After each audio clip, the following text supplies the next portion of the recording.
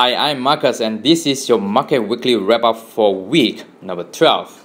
On Monday, equities began the session amid broad losses after conditions of a Cyprus bailout put the package in jeopardy of being voted down in the country's parliament. The financial sector bore the brunt of Monday's selling as bank stocks tend to show increased sensitivity in the face of political or economic uncertainty. Morgan Stanley was the weakest performer among the majors, and the SPDR Financial Select Sector ETF lost 1%. Tuesday's session began with slim gains, but the early strength lacked conviction as uncertainty continued to surround Cyprus and the terms of its proposed bailout. The energy sector was the biggest laggard with a decline in the price of crude, contributing to the weakness. The energy component slid 1.8% to $92.46.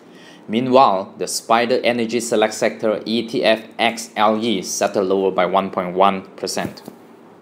On Wednesday, the S&P 500 settled higher by 0.7% after spending the entire session in positive territory. The otherwise quiet session was highlighted by a policy statement from the Federal Reserve, which was largely in line with expectations. With regards to economic conditions, the committee observed a return to moderate economic growth following a pause late last year.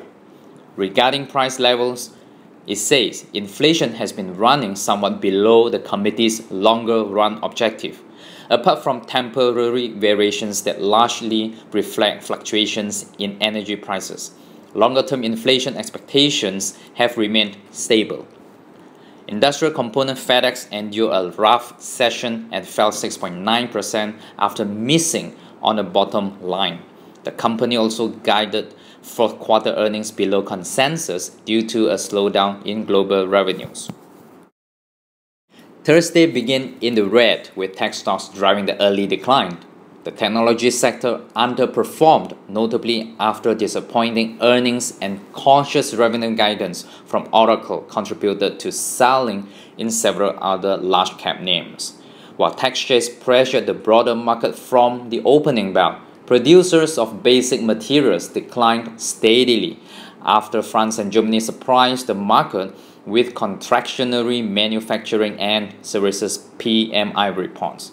The growth concerns regarding core Eurozone economies weighed on the economically sensitive sector, and the SPDR materials sector ETF lost 1.7%.